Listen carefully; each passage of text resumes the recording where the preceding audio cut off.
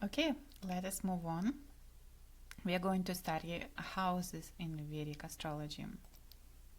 So, houses represent what is a house? Houses represent a specific area of life.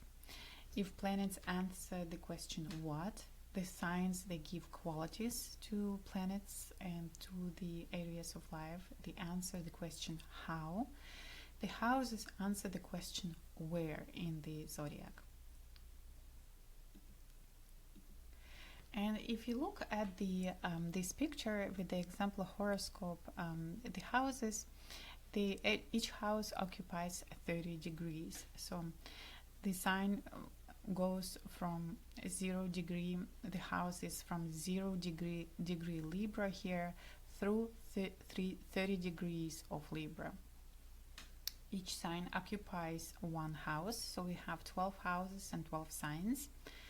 The ascendant or the lagna is always placed in a certain degree of the first house. So that is a very important to understand that ascendant is a degree in the first house. Lagna, as we mentioned in the first lecture, but I will repeat just in case, a lagna or the ascendant is the first contact of your soul with the earthly plane. Specific degree of the rising sign, which is just another name for lagna or ascendant, is the sign that was on the eastern horizon at the time of your birth.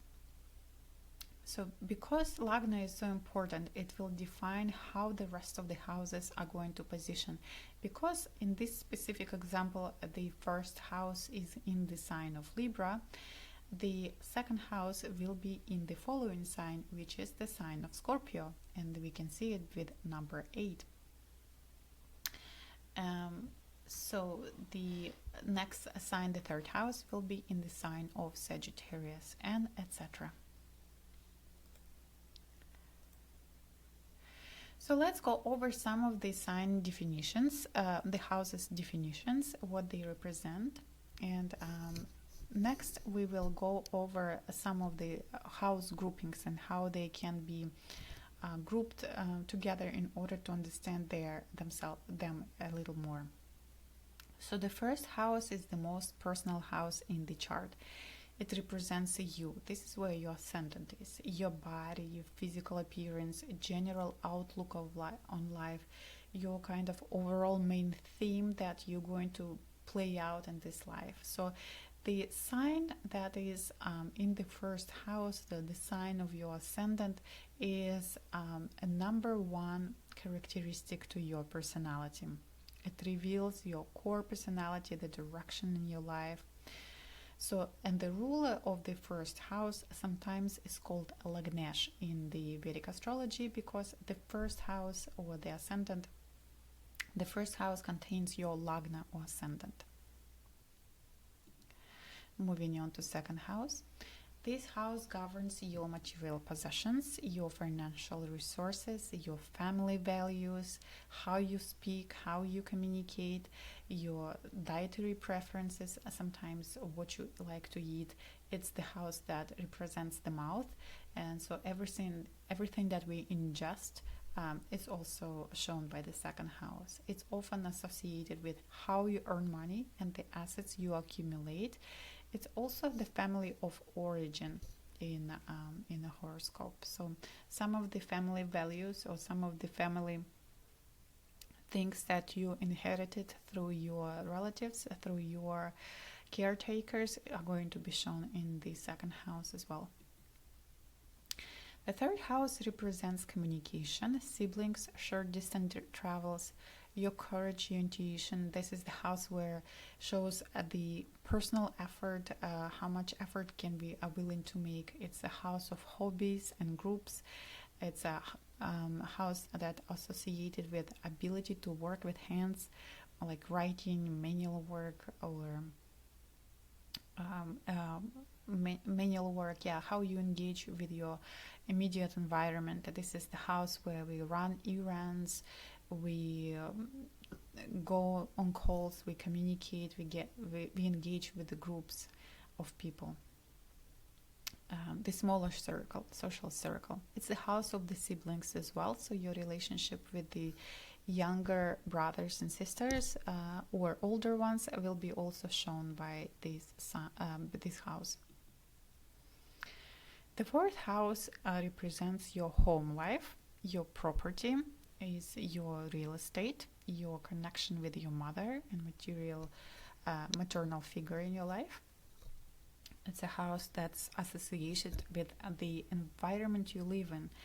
House being the most common environment, it's also house of educational, house of kind of foundations in life, your deep psychological wiring, your mind, peace of mind, emotional foundations, inner sense of peace.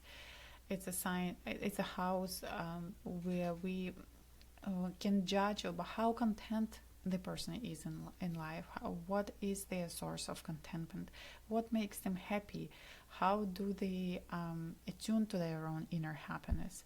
This is the house that sometimes often overlooked, but nevertheless it is such an important house. It's a Kendra house, so it's definitely shows the basic foundations in life, be it emotional foundations or material like real estate. It's the house of education, and sometimes planets here can signify connection to educational pursuits. It's also house of vehicles, of your car, and of your home's real estate. The fifth house is the house that governs creativity, the intellectual mind, where we can, turn on our creative side and we can, use it to come up with something new, come up with some ideas. It's the house that is shows children, how experience of children is going to be in life, and it's also of romantic involvement of boyfriends and girlfriends. It's the house of past good karma. It's another house for education, and it shows how you express your creativity and joy, relationship with children, capacity for learning, creating new things. It's one of the Dharma houses. Sixth house is the house that linked to health, daily routines, service, and overcoming obstacles. This is the house that shows how we solve our problems in life, how we approach challenges and difficulties that we're going to have to overcome. Ability to maintain physical health through work and discipline. This is one of the houses that shows our health, our wellness in general, and how we solve some of the health issues.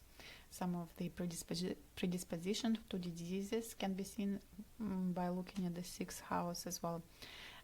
In general, this house signifies challenges, obstacles, legal matters, challenges that we're going to have to overcome. Seventh house is house of relationships. That's the main signification. It's the house opposite of the Lagna, opposite of ascendant. It's the house of the other person, the other half, if you want to.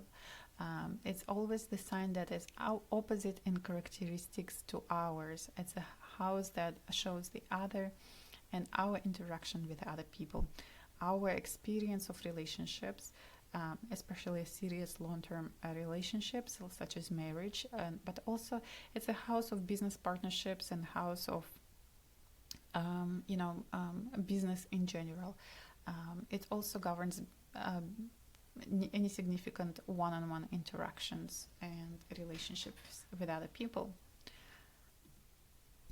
Eighth house deals with deep transformations, shared resources like inheritance. It's the second from the seventh house, so it deals with resources from other people, like resources from a spouse or resources coming through like inheritance or insurance, those type of things, dealing with other people's money, partners' money, money from clients, secrets, any mysteries of life, including death and rebirth. It's one of the houses that correspond to the sign of Scorpio, so it's a sign, it's a house and a sign that is related to changes, transformation, deep transformational experiences, things that are secretive, the things that are hidden from underground and that are not very openly seen. This is like the area of our subconscious and unconscious, of things that are forbidden and secret somehow.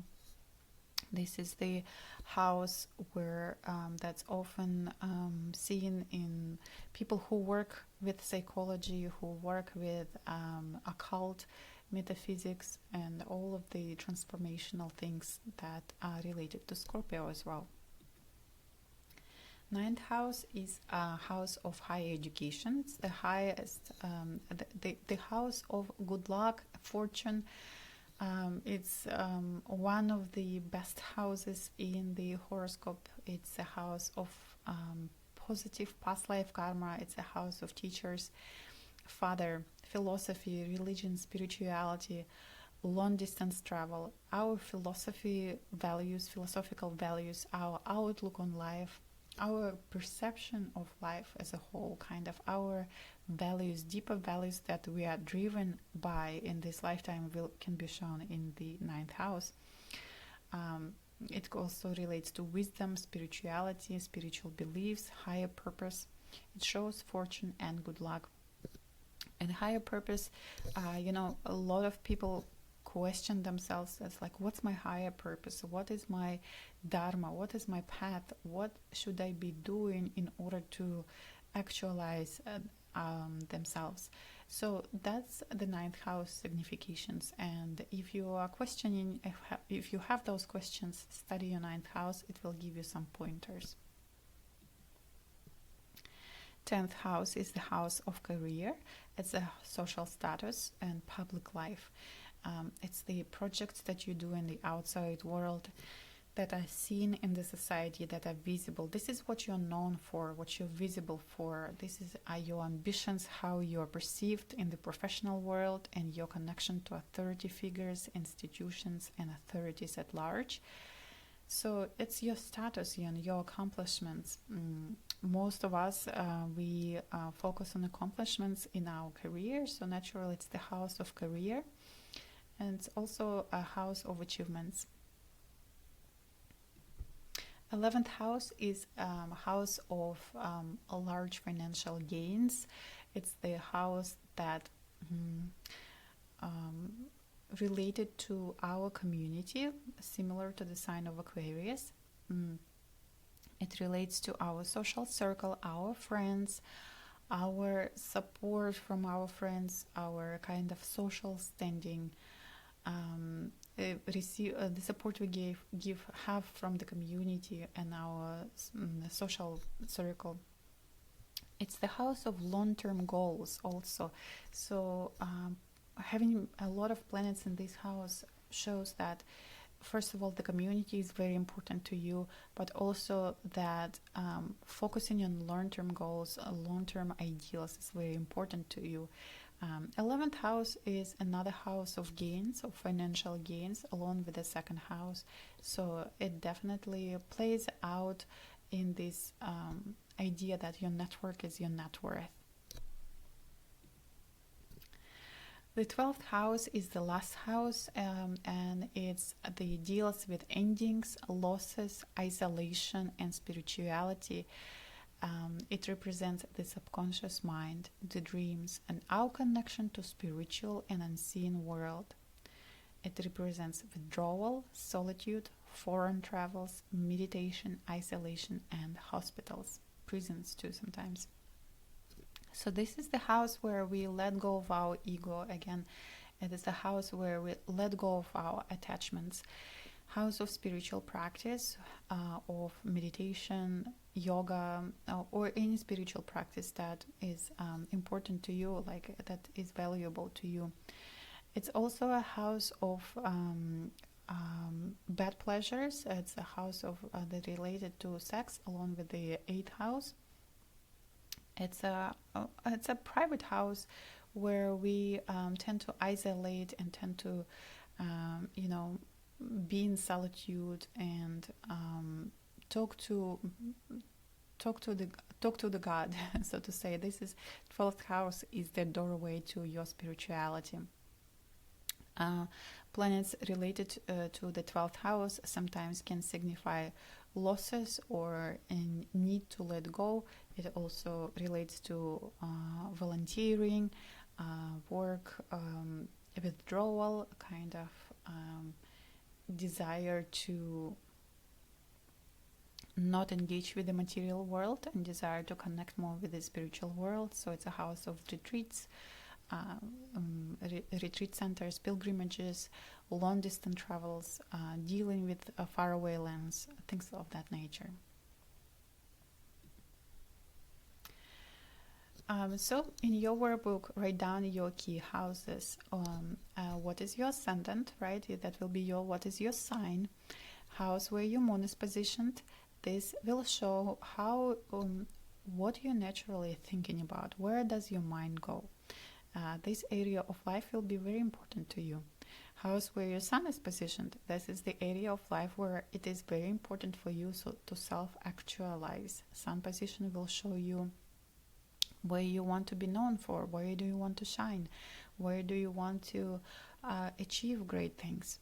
And house where you have 3 or more planets, if any, will be also very important. So you can look at the house descriptions that we just went over, and you can see what areas of life are going to be prominent for you.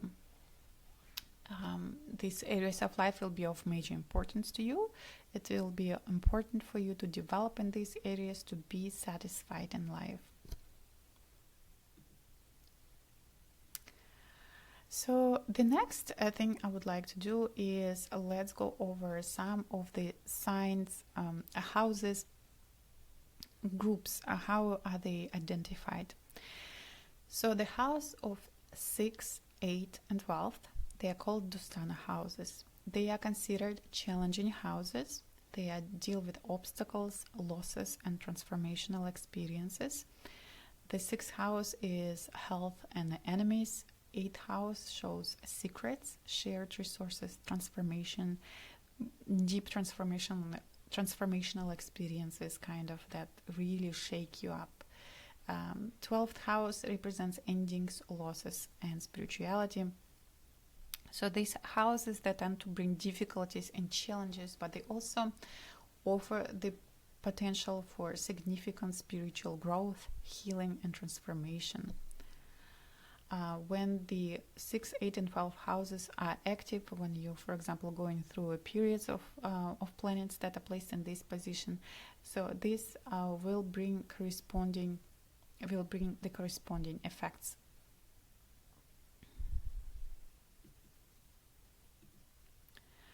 The Kendra houses are 1st, 4th, 7th, and 10th. These are angular houses, and they represent the most powerful areas of life, which is you, your home life, your partnerships, and your career. The Kendras, the planets that are placed in the Kendras are very, very strong. They have a strong influence in your life. They're very prominent. The effects will be prominently seen. Of course, the house of the self is going to be of the biggest importance, but also planets in these houses tend to thrive, as these are good houses where they are supported, versus in Dustana houses, for example, the significations of the planets will suffer because of the challenging effect of them. Trikona houses are 3 houses, which is like 1st, 5th, and 9th houses. These are trinal houses, and they are considered highly, highly auspicious. Rulers of these houses are going to be benefic for you. They represent the self, creativity, and higher wisdom. These houses are linked to spirituality, which is the 5th house, material growth, 5th and 9th. They are considered houses of luck. So these are benefic houses. Upachaya houses are 3, 6, 10, and 11. These houses are growth houses. Their significations tend to improve as you get older over time. So planets placed here improve and provide benefits, especially with effort and perseverance. They represent the areas of life where you can achieve success through hard work, like career and 11th house of gains, for example.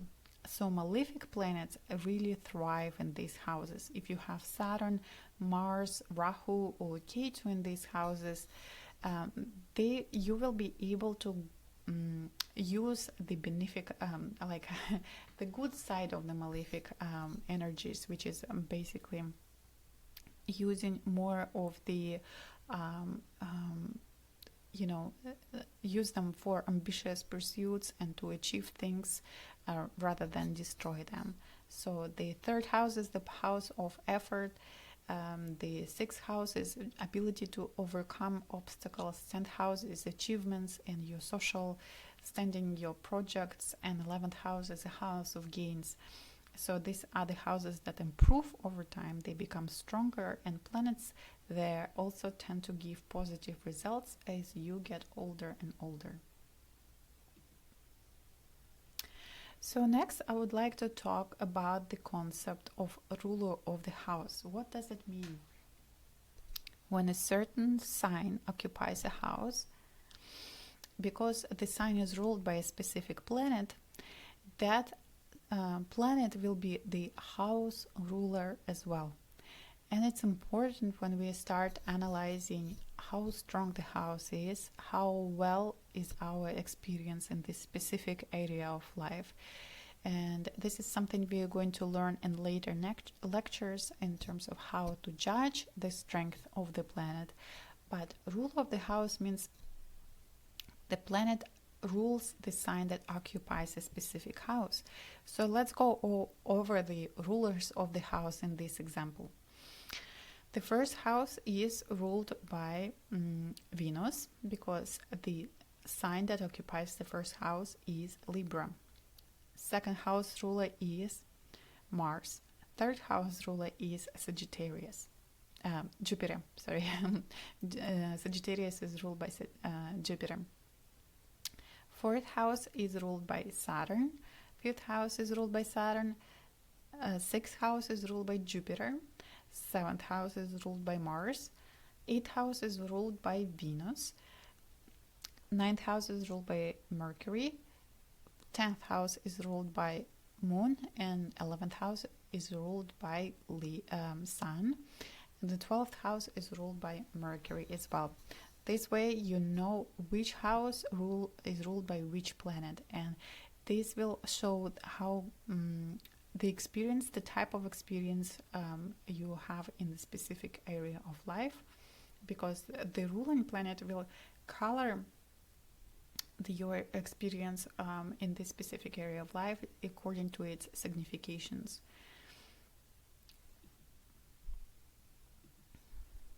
So let's look into your specific chart, into your birth chart, and identify which houses are ruled by which planets.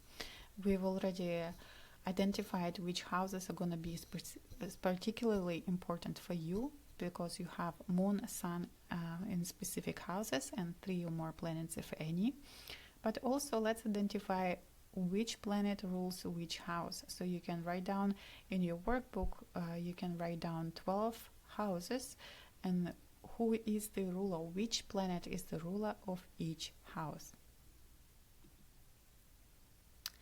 And in the next lecture, we'll be diving into the third element that's going to tie all of this information together, which is the planets in Vedic astrology. I'll see you then.